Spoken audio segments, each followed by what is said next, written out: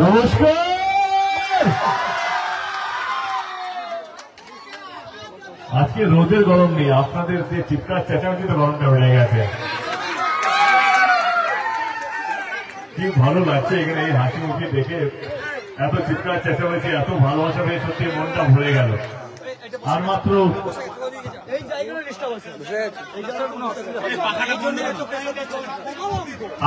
7 দিন বাকি, আর মাত্র 7 দিন বাকি।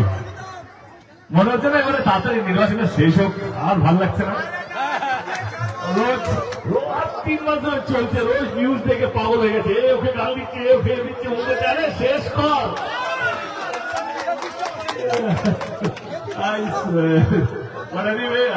ভীষণ ভালো লাগছে আপনাদের মাঝখানে এসে। আবার এটাও সত্যি যে এতগুলো মানুষকে একটা মঞ্চে পাওয়া, এতগুলো মানুষকে একসাথে পাওয়া, এটা নির্বাচনেই সম্ভব। নাহলে যখনই আমরা গ্রামে গঞ্জে যাই তখনই পাড়ায় পাড়ায় দেখা হয়। কিন্তু ভীষণ ভালো লাগছে। এরপরে একটা কথা বলে এক্ষুনি দুবাই পাঠিয়ে দেবো।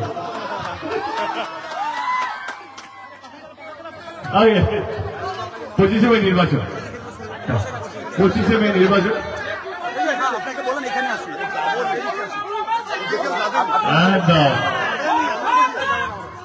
25শে মে আমাদের নির্বাচন। আমি আপনাদের ভোটের চেয়ে বেশি আপনাদের আশীর্বাদ, আপনাদের দোয়া চাইতে এসেছি। আশীর্বাদ করবেন তো আপনার ভাইটাকে।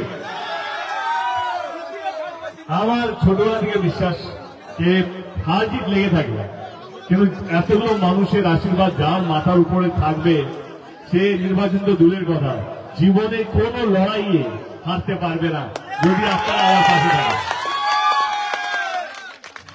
25শে মে নির্বাচন মানেটা হচ্ছে কি আপনি কাকে বেশি বিশ্বাস করবেন, সে কোন দল আপনাদের হয়ে কাজ করছে, কোন দল আপনার করতে বিচারা সুযোগ পেয়েছে করতে পারবে, মাঝে মাঝে ভালো লাগে।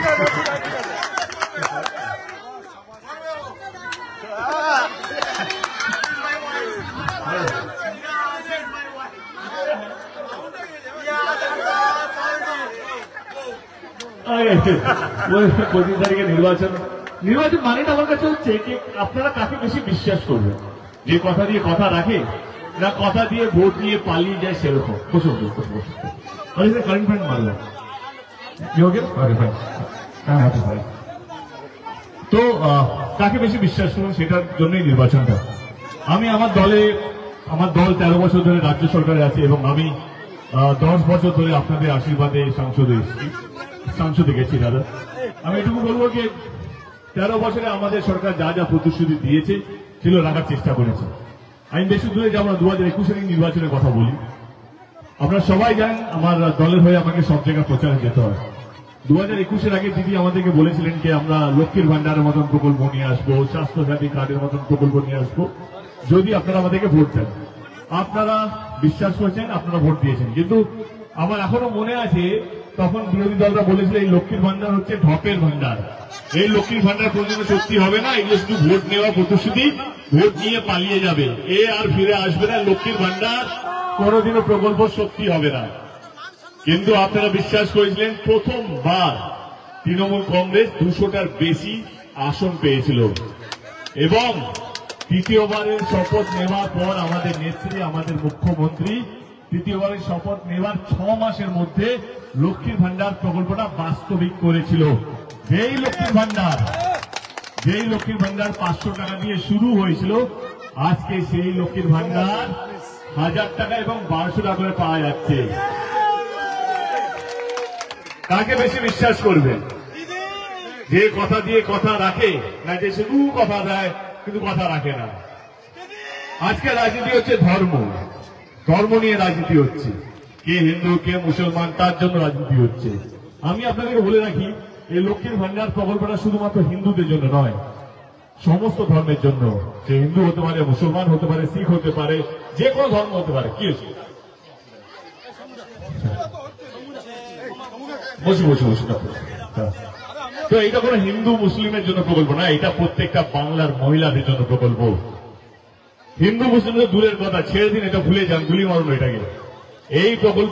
এই প্রকল্পটা শুধুমাত্র তৃণমূল কংগ্রেসের জন্য নয়, এটা বিজেপি, সিপিএম, কংগ্রেসের যারা যারা ভোটার, যারা যারা সমর্থক, তাদের জন্য এই লক্ষ্মীর ভান্ডার প্রকল্পটা আছে। এটাই হচ্ছে একটা দলের কাজ। যেই নেতা সমস্ত মানুষ, সমস্ত পার্টিকে আগলে রাখবে, তাকেই ভোট দেওয়া উচিত। দেশের প্রধানমন্ত্রী শুধু বিজেপির প্রধানমন্ত্রী নয়, দেশের প্রত্যেকটা মানুষের প্রধানমন্ত্রী, দেশের প্রত্যেকটা দলের প্রধানমন্ত্রী। সেই শুধু হিন্দু মুসলিম করলে সেখানে ক্ষোভটা হয়।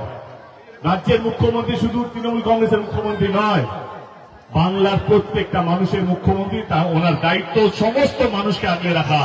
যে বিজেপি করছে তাকেও আগলে রাখা, সিপিএম করছে তাকেও আগলে রাখা, যে কোনো দলও করে না তাকেও আটকে রাখা।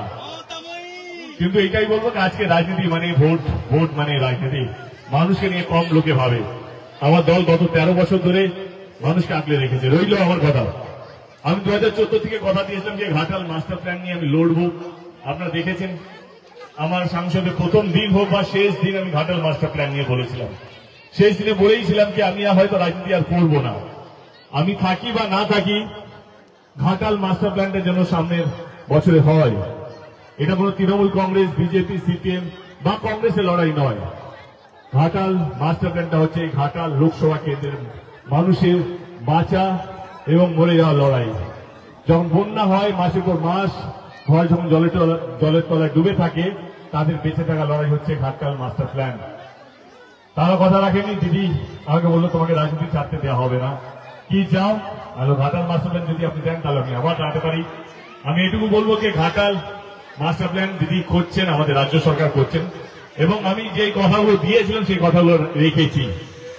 এবারে 25শে মে নির্বাচন, যদি আপনাদের মনে হয় কি আপনার এই ভাইটি ঠিকঠাক কাজ করেছে, তবেই কি আমাকে ভোটটা দেবেন। এবার আপনারা যদি ভেবে থাকেন কি আমি হিরোনের কথা যখন বললো আমি আর ও ভুল না, কারণ ও চেষ্টা করছে কি এভাবে জেতা যায়। ওর এটা বিশ্বাসকে যত বেশি আক্রমণ করবে তত বেশি ভোট পাবে। ওইটা বিশ্বাস করে যত বেশি তুচ্ছ কথা বলবে, যত বেশি কটাক্ষ করবে তত বেশি ভোট পাবে। একটাই কথা আমি আপনাদের সামনে বলে যাচ্ছি, আপনারা লিখে রাখুন। অন্য কোন জায়গায় কি হয় আমি জানি না, ঘাটাল লোকসভা কেন্দ্রে যেহেতু আমি পাশ করে দাঁড়িয়েছি, পাঁশকুড়ায়, এইখানে যত বেশি মানুষকে সম্মান দেবে তত বেশি মানুষ ভোট দেবে। এইখানে যত বেশি মানুষকে ভালোবাসা দেবে তুমি তত বেশি ভোটে জিতবে। যত বেশি ভদ্র ব্যবহার করবে তত বেশি ভোটে জিতবে। লিখে রাখুন আপনি।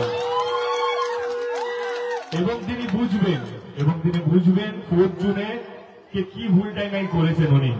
ঘাটাল কিন্তু অন্য জায়গার মতো নয়, ঘাটাল শান্তিপ্রিয় জায়গা, ঘাটাল সুস্থ মানুষের জায়গা, ঘাটাল শিক্ষিত মানুষের জায়গা, ঘাটাল হচ্ছে সমস্ত ধর্মকে নিয়ে বাস করার মতন একটা সুন্দর জায়গা।